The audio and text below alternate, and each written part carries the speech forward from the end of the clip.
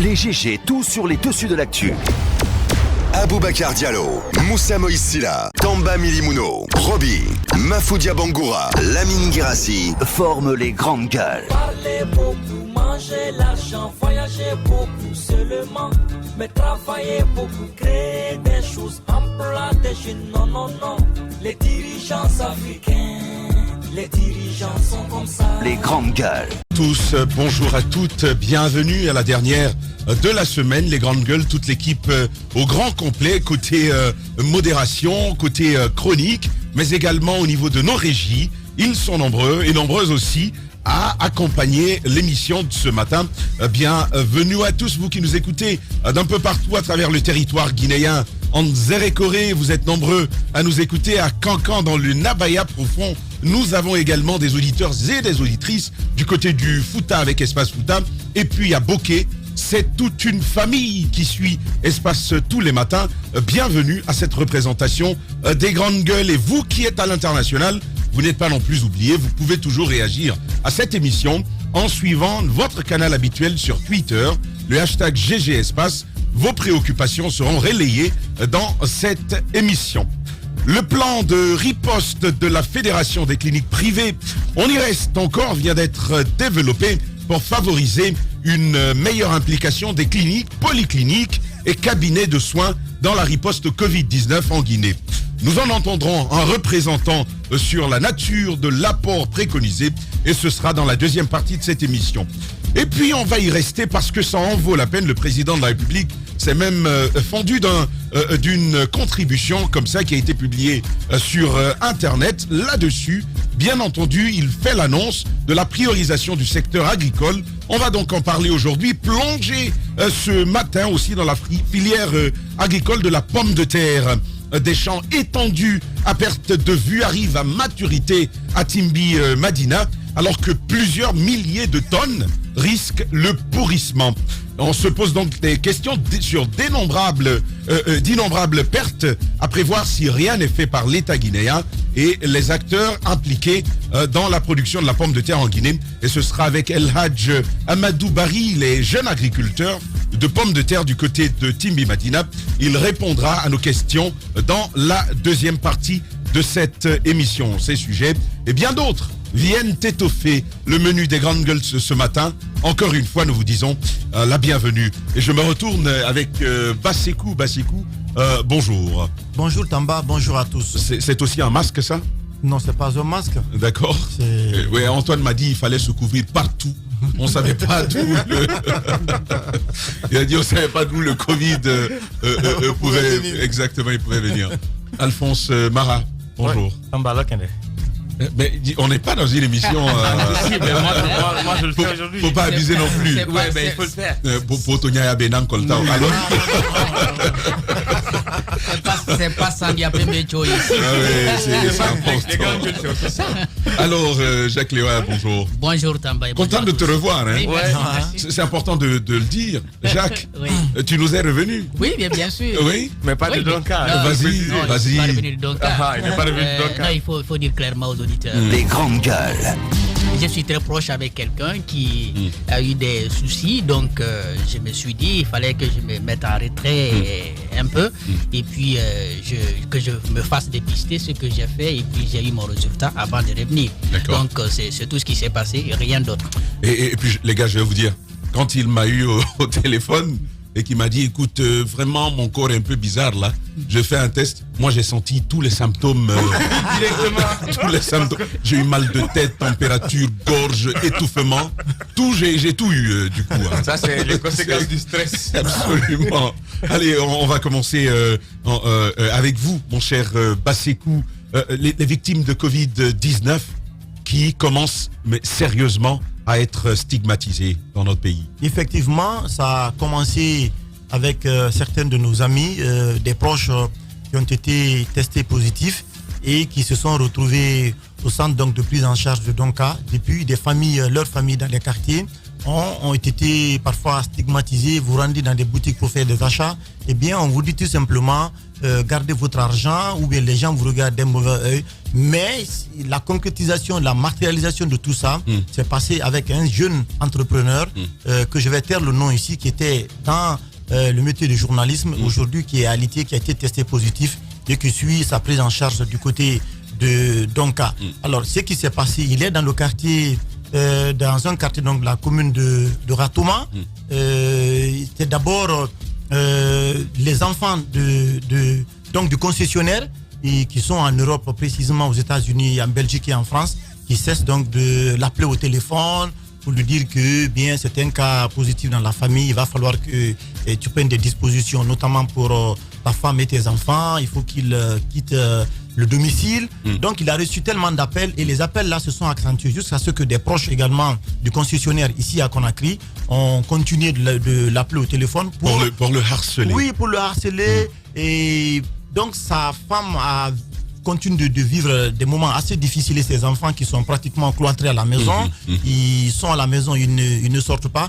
Donc il a essayé donc de prendre des dispositions pour savoir qu'est-ce qu'il faut faire, notamment pour ses enfants et sa femme. Il a appelé donc un ami finalement qui a trouvé un local pour quelque part et il a décidé d'envoyer sa famille là-bas.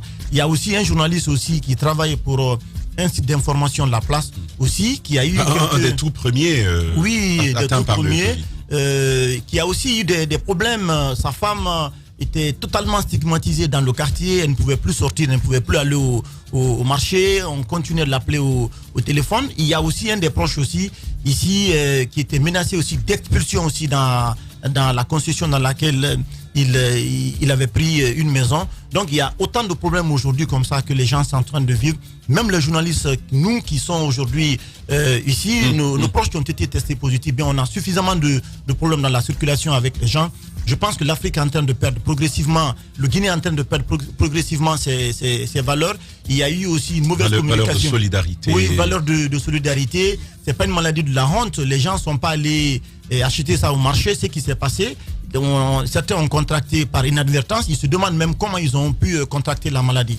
Les grandes gueules. Aujourd'hui, que l'ANSS a suffisamment communiqué, l'OMS a suffisamment communiqué sur les mesures préventives et puis les gestes barrières que les gens sont en train de respecter. Dans beaucoup de familles que j'ai connues, lorsque des personnes ont développé la maladie, ce qui s'est passé, c'est qu'ils ont décidé d'observer la 14e, se mettre en quarantaine à la maison. Pratiquement, on en a connu pour beaucoup de personnes. Ils ont été mis en observation pour 14 jours. Chaque jour, l'ANSS l'appelait. Il y avait l'équipe de suivi qui était là, qui appelait pour prendre les températures, pour demander s'il y a des problèmes. Et donc, les gens ont pris conscience aujourd'hui de la gravité de la maladie pour se mettre à l'abri. Donc, je crois que les concessionnaires aujourd'hui certains concessionnaires qui sont en train d'adopter de tels comportements, qui menacent d'expulsion les familles des personnes qui sont testées positives, je crois qu'ils doivent revoir leur attitude. Absolument. Parce que Covid-19 va passer, mais ce comportement, je crois, est intolérable. Si ça continue, il va falloir que l'État prenne ses responsabilités, qu'il y ait carrément un communiqué, une décision du gouvernement pour interpeller les concessionnaires et puis les personnes qui se livrent à de tels actes de stigmatisation dans les quartiers. Je pense Jacques Léoy, le ministère de la Ville, par exemple, pourrait prendre une telle initiative. Mais en écoutant Bassekou, je me dis, si on peut le faire à un journaliste, c'est qu'on peut le faire à tout le monde. Oui, c'est bien entendu. La première des choses qu'il faut dire, il faut que nous soyons très intelligents. Parce que vous allez chasser quelqu'un que vous soupçonnez de porter le virus, mais le virus, vous ne pouvez pas le chasser. Parce que s'il est entré dans votre cour, je crois que la meilleure attitude à adopter, c'est de se mettre à la disposition de ceux qui nous aident à lutter contre cette pandémie-là pour que nous soyons soit pris en charge ou surveillés de près pour ne pas que nous ayons des difficultés. Cette intelligence, il faut que tous ceux qui habitent Conakry puissent le comprendre, que vous soyez propriétaire de maison ou locataire, il n'y a pas à se créer des soucis. Et puis, c'est pas une maladie qui devrait susciter ce type de stigmatisation. En effet. Je crois qu'au départ, d'accord, mais maintenant, ça, il n'y a plus cette psychose. On sait que la maladie, elle est là. Nous sommes en train de vivre avec. Les contaminations communautaires sont déjà présentes. Vous pouvez soupçonner quelqu'un, vous pouvez avoir des doutes sur quelqu'un, mais vous-même, vous ne connaissez même pas votre statut. Vous êtes assis, vous êtes en train de stigmatiser quelqu'un. Est-ce que vous-même, vous vous êtes fait dépister pour savoir si vous ne portez pas le virus? Est-ce que votre épouse, vos enfants se sont fait dépister? Est-ce que vous savez qu'eux, ils ne portent pas de virus? Comme ça, vous vous asseyez, vous dites, bon, puisque quelqu'un qui a eu le courage, parce que ceux qui ont le courage d'aller se faire dépister, et au moins, ils ont le résultat. S'ils sont positifs, ils sont pris en charge. S'ils sont négatifs, au moins, ils connaissent leur statut. Mais vous êtes là, vous ne vous êtes pas déplacé, peut-être parce que vous êtes asymptomatique, et vous vous rébellez contre quelqu'un dont un proche a été testé positif. Je crois que ça manque un peu d'intelligence. Au-delà du fait que ce soit en contradiction avec la solidarité que nous chantons dans notre pays.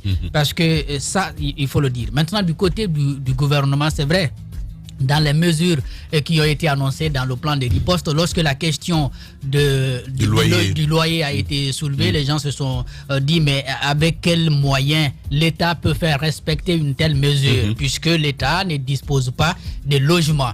Les gens ont toujours disposé de leur maison, ils ont toujours fixé le prix, ils ont toujours décidé de qui prendre, ils ont toujours décidé de qui renvoyer de la maison, sans tenir compte des principes. Parce que la loi elle-même n'a pas canalisé tout ça. Il n'y a pas eu d'encadrement juridique sur le loyer. Il y a eu cette initiative de l'honorable Habib. Il y a un moment qui n'a pas prospéré. Mais je veux dire, Jacques, le loyer, c'est quand même un domaine d'une extrême stigmatisation. Oui, vous êtes célibataire, vous venez d'une certaine région, vous êtes d'une telle religion. Oui. Il y a beaucoup de facteurs de stigmatisation. Il y a beaucoup de facteurs qui entrent en ligne de compte. Je crois quand ça avait commencé à Bib, mais avec d'autres jeunes, je crois il y a un jeune qui avait fait Tidiane qui avait fait le tour de Conakry pour obtenir le maximum de signatures au niveau sur sa voiture. Tagué, on dirait Lil Wayne. Oui, au niveau du Parlement, malheureusement, on n'a pas pu avoir ce regard des députés pour, n'est-ce pas, faire prospérer une telle loi. Ça, par exemple, c'est une loi sociale qui serait à l'avantage de tout le monde et ça pourrait aider. Mais il n'y a pas eu de travail là-dessus, ce qui fait qu'aujourd'hui, il n'y a rien, il n'y a pas de texte qui encadre, n'est-ce pas, le secteur du logement dans notre pays. Donc, le gouvernement, il s'est assis comme ça pour dire, bon, jusqu'à la fin de l'année, vous ne devez renvoyer personne. Oui, peut-être c'est l'État qui a parlé, mais vous allez dire ça, quelqu'un va prendre sa mesure. Vous avez quel moyen de pression pour le contraindre? Déjà, je pense que c'est un bon départ, ce que nous sommes en train de faire. On espère que après, on voudra se bouger au besoin. Il faut qu'on se bouge. Il faut qu'on se bouge. Je crois pour l'urgence, il faudrait que l'État, donc l'administration du territoire, de commun accord avec le ministère de la ville, travaille avec les mairies, mais également des quartiers, des conseils des quartiers. Pour que pendant cette période au moins qu'on puisse, n'est-ce pas, garder le minimum de solidarité que nous avons dans notre pays. Minimum de solidarité. Qu'on puisse garder les gens qui n'ont pas encore leur maison dans les concessions où la pandémie les a trouvés et qu'on puisse combattre ensemble cette pandémie-là. Parce que si vous chassez quelqu'un, encore une fois, je le redis, c'est une personne que vous avez chassée, mais vous n'avez pas chassé le virus. Alors, Alphonse, vous suivez aussi cette actualité. Est-ce qu'on moi, je ne pouvais pas imaginer ça. Dans un pays, on parle de solidarité, on vante la solidarité du Guinéen. Est-ce qu'on pouvait s'y attendre finalement? C'est bien triste. Moi, ce qui me cœur ce matin, c'est de savoir qu'on puisse stigmatiser quelqu'un pour une maladie telle que le coronavirus. Au départ, comme l'a dit Jacques, on pouvait comprendre, il n'y avait pas assez d'informations là-dessus. Mais maintenant, on connaît suffisamment ce virus pour éviter de stigmatiser les gens. J'aimerais juste faire un petit rappel. La simple grippe qu'on se tape 3 ou 4 fois dans l'année, ici en Guinée, ça tue. On ne renvoie pas quelqu'un de la maison parce qu'il est allumé quand même. On ne cherche pas quelqu'un de son domicile parce qu'il a la grippe. Le coronavirus, c'est une épidémie grippale. Ça a les mêmes symptômes que la grippe. Il y en a qui développent cette maladie et qui guérissent sans même prendre un seul comprimé. Qui c'est celui qui est en train de renvoyer 80%. Oui, celui qui est en train de renvoyer ces gens de la maison. Qui sait si lui-même il n'est pas porteur? Jacques l'a dit, c'est un courage qu'il faut pour aller se faire dépister. Et on a besoin de cette solidarité, de cette paix d'esprit quand on est en situation de prise en charge. Parce qu'on se dit comment la famille se porte, quel sera le regard des gens sur la famille. Mais si au-delà de l'imagination ou au-delà des soucis que le malade peut se faire, il y a cette réalité qui lui tombe dessus, vous avez envie de tuer les gens? C'est des criminels. Parce que imagine ce monsieur couché à l'hôpital, qui a le stress de la maladie, qui a l'inquiétude des conditions de vie de sa famille, et qui continue de recevoir des appels pour dire non, il faut que ta famille libère. Cette pression va contribuer à lui tuer plus que la maladie. En effet. Donc il faut dire à ces gens, ils contribuent à tuer des victimes. Au fait, ils sont aujourd'hui en train de tuer des gens à la place de la maladie. Parce que ce stress permanent qu'ils imposent aux gens en les virant de chez eux pendant qu'ils sont malades, ça tue. Mais aujourd'hui, la question, c'est comment faire? Parce qu'il faut que ça s'arrête. Aujourd'hui, comment faire? Déjà, Dieu merci, on nous donne la possibilité, on nous informe et aujourd'hui, on a la possibilité d'appeler l'État à agir. Mais au-delà, il faut que le citoyen guinéen se rappelle que la solidarité fait partie de notre devise. Le Guinéen a été éduqué à la solidarité. Le Guinéen a été éduqué à faire sans réfléchir, à donner sans attendre quelque chose en retour. Il faut que... Enfin, théoriquement. Non, il faut que... Théoriquement. Tamba, on a grandi dans des environnements toi où il y qui avait me pas... parles, toi qui me parles, Alphonse, je t'ai demandé de te marier depuis longtemps, tu veux pas, tu as été victime de cela. Ah oui, Alphonse a été victime de cela il y a quelque temps. Absolument. Mais raconte-nous. Non mais écoute, j'ai cherché un logis. On me dit que je ne suis pas marié, on ne peut pas me prêter leur maison. Donc tu n'es pas responsable. C'est ce que ça veut dire. Alors regarde-toi. J'espère que tu n'es pas en train de marier. Ok. Non, on va aller très vite sur ça. Pour revenir sur le sujet, aujourd'hui, ce qu'il faut faire, c'est d'abord appeler à la conscience solidaire du Guinéen. Et ça, il faut impliquer les leaders religieux et même des leaders sociaux. Qu'ils commencent à faire savoir aux Guinéens que cette maladie n'est pas une maladie qui appelle à la discrimination. Basekou l'a dit, ce n'est pas une maladie de la honte. Ce n'est pas la peste. Absolument. Ce n'est pas Ebola. C'est une simple épidémie grippale qui peut se guérir même pendant un repos. On le dit pendant nos spots. Au bout de 10 jours, avec du repos, c'est guéri. Donc il faut qu'on sorte de cette discrimination parce que ça contribue à tuer des malades qui sont là-bas. Ce n'est pas le virus qui va les tuer, mais c'est les soucis que vous imposez à ces gens qui va contribuer à les terminer. Des soucis à devoir combattre. Justement, on va y rester dans le sillage du Covid-19 avec vous, Basekou. On note quelques avancées, des hauts et des bas dans la riposte organisée par l'ANSS, notamment du côté de Donka. Effectivement, j'ai pu parler ce matin en préparant cette émission avec vous, avec quelques malades alités au centre de prise en charge de Donka qui sont maintenant sous traitement et qui observent le protocole thérapeutique indiqué par l'ANSS. Alors, il faut simplement rappeler ici que il y a eu beaucoup de critiques. Des citoyens, des malades nous ont appelés ici pour rejeter la nourriture qu'on les envoyait tous les matins, tous les soirs. Ou peut-être la nourriture qu'on ne leur envoyait même pas. Oui, la nourriture qu'on les envoyait, il faut changer de traiteur. Et vous avez vu les différentes réactions également sur les réseaux sociaux. Je pense que la critique en soi, elle n'est pas mauvaise parce que cette critique a permis aujourd'hui d'améliorer énormément d'éléments dans le fonctionnement, dans la prise en charge des malades du côté de CTI de Donka. Alors, il faut d'abord commencer par dire que le suivi médical a beaucoup évolué parce qu'avant, on constatait que les malades avaient des difficultés à se faire suivre les matins. Le collège médical se retrouvait tardivement. Les médecins ne venaient pas très tôt les matins pour prendre les températures, pour parler avec les malades. Comment vous avez dormi? Est-ce que vous avez des douleurs? Est-ce que vous vous sentez bien ou pas? Eh bien, depuis quelques jours, maintenant, on constate que le suivi médical est régulier. Vous avez des médecins qui se relaient auprès des malades les matins, à midi et le soir, qui viennent donc parler avec les malades. Ça c'est bien ça. Oui, j'ai pu avoir cette information de 2 ou 3 malades avec lesquels j'ai pu échanger ce matin. Donc ça, c'est une avancée quand même remarquable qu'il faut dire dans le cadre donc, de la prise en charge. L'autre élément, il y a eu aussi l'approvisionnement en produits donc concernant les malades a beaucoup évolué. D'après les malades avec lesquels j'ai parlé, c'est-à-dire on vous donne une dose pour 7 jours, voire 8 jours, donc pour la période donc, de de traitement. La première phase de traitement. Ouais, la première phase composée de la chloroquine et puis de l'azithromycine. Donc jusqu'au 8e jour où on procède à votre prélèvement, donc à votre premier prélèvement, et puis après vous avez le résultat. Mais l'autre grande avancée, c'est bien du côté de la restauration.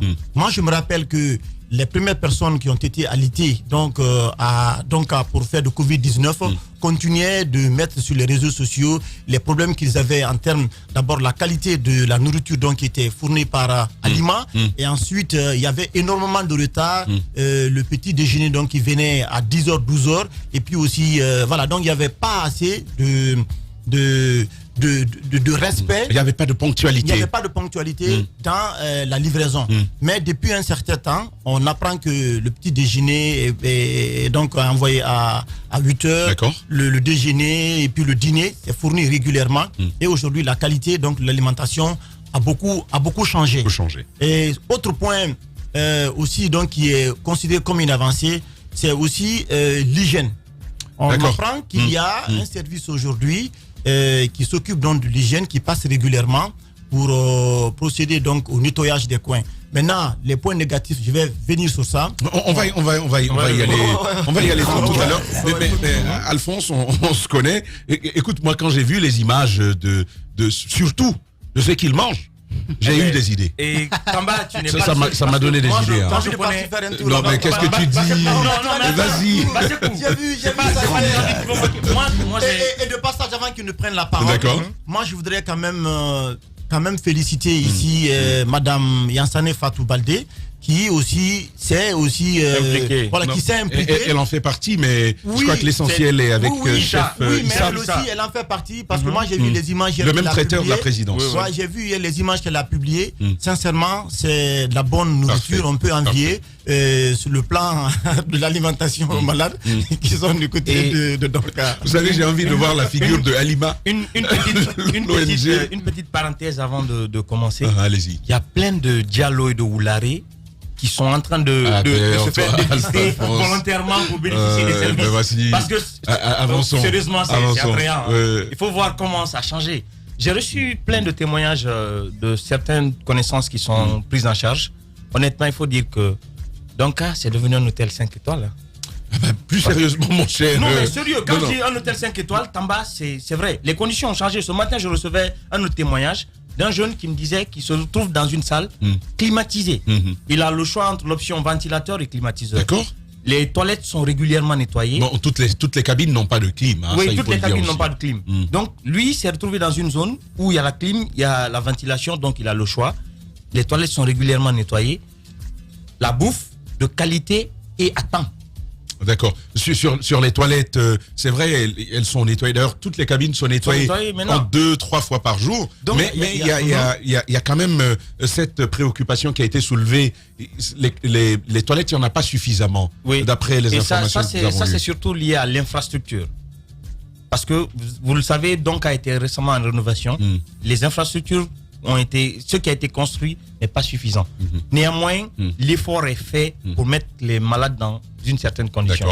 Et par rapport au départ, ça s'est carrément amélioré. On peut dire aujourd'hui qu'ils sont carrément à 4 étoiles. Parce que ces gens... Non, vous savez, les étoiles, c'est des notations. Laisse tes histoires d'étoiles. Les étoiles, c'est des notations. Quand on est à une étoile, ça veut dire que le service est carrément bas. Rien ne va. Quand on est à 2, il y a une certaine amélioration, mais 60% encore, ça ne va pas. Quand on se retrouve à 3, c'est le milieu. Et au niveau de 4, ça veut dire qu'il y a une certaine amélioration, même si tout n'est pas encore clean. Et ça, il faut le dire. Et de l'autre côté, ce qui a surtout plu selon les témoignages, c'est la prise en charge des médecins. Aujourd'hui, le personnel médical est devenu ces personnes... Je pense que tout ça fait partie de la prise en charge. Ces personnes que les patients admirent, parce qu'ils sont plus présents auprès des patients que ceux qui étaient là avant. Alors j'ai parlé avec un de nos amis qui s'y trouve, qui expliquait que même quand vous quittez, vous savez, les paliers sont totalement barricadés. Contrairement à ce qu'on peut lire sur les réseaux sociaux, les informations qu'on donne, c'est qu'il est impossible d'en sortir ou même de se promener comme ça dans la nature parce que c'est barricadé. Et puis les niveaux, dès que vous quittez un premier niveau, il y a un médecin qui vous suit pour voir où vous allez et ce que vous allez faire. C'est particulièrement intéressant et surtout ce qu'on nous le raconte. conseil et le renforcement moral que les médecins apportent. Parce qu'ils soulagent ceux qui sont très inquiets. Et par contre, il faut signaler qu'il y a certains patients qui sont invivables. Parce qu'il y a le retour des médecins. On parlera de ces particularités tout à l'heure. Jacques Léo Lénon, après toutes ces semaines de dénonciation, c'est un ouf de soulagement finalement. Un ouf de soulagement. Et j'ai envie de dire ce matin à ceux qui n'aiment pas la critique, il faut se laisser faire. Ça n'a rien à voir. Il y en a même, lorsqu'on parlait d'Alima ici, qui ont tenté de politiser cela parce qu'ils ont pensé que parce que Mme Diansane est ce qu'elle est, c'est pour cela qu'elle dénonçait ce que Alima faisait. Mais c'est-à-dire, les gens, ils sont dans une position, même si vous prenez la parole, c'est votre nom, on regarde, le fait ne les intéresse pas. Alors qu'il y avait des patients qui, quand même, dénonçaient, n'est-ce pas, le comportement d'Alima. Moi, je vais dire... Je vais saluer le départ de Alima parce que c'était mauvais, je l'avais dit. Du moins de la restauration, parce qu'ils avaient d'autres responsabilités. Oui, en tout cas de la restauration, j'ai dit vraiment c'est bravo. Parce que je l'avais dit, et je peux encore le redire ce matin, c'était criminel de penser que un malade pouvait recevoir son manger quand celui qui lui donne le veut. Non, c'est lorsque c'est nécessaire qu'il faut envoyer. C'est pas l'amener quand on veut, c'est-à-dire le petit déjeuner à midi, le déjeuner, c'est pas moi, à 15h et le dîner quand le malade doit dormir. Je pense que c'était un mauvais comportement. Heureusement, on nous a entendus parce que c'était une vérité. Et puis, l'autre chose, lorsque j'apprends tout ceci ce matin, qui sont des témoignages recueillis auprès de ceux qui sont à Donka, j'ai envie de me dire ce matin, nos médecins en réalité n'ont pas de problème. C'est parce qu'on ne les met pas dans toutes les conditions. Exactement, ce qu'on est en train d'évoquer, c'est pas de la coordination, c'est pas de la communication. On reviendra tout à l'heure sur les aspects qui marchent pas, mais c'est l'aspect sanitaire qui est en train de fonctionner. Les médecins n'ont pas de problème. Il suffit qu'ils soient dans toutes les conditions qu'il faut. Ils peuvent, n'est-ce pas, donner les meilleurs soins possibles avec, si vous voulez, la pédagogie qu'il faut pour que le malade, même s'il a mal, ne souffre pas. Parce que c'est cela aussi le médecin. Voyez-vous, la critique n'est pas que négative, elle peut permettre de construire. Et on continue à en parler dans un instant, au bout de quelques secondes seulement, dans l'autre partie de cette émission. Chez les GG, nous pensons comme JMJ. Dire la vérité. La vérité, qu'elle plaise ou qu'elle blesse, est une pertinente attitude de sagesse. Le journalisme est la plus grande aventure humaine car il est mission, passion, vision, interrogation, immersion, quête de vérité et conquête d'objectivité. Écoutez les GG tous les matins sur Radio Espace en simultané sur Espace TV, Espace Région Bokeh, Labé, Zérékoré, Kindia sur 99.7, Cancan sur 99. Les grandes gueules sur Espace ou la messe des sans-voix.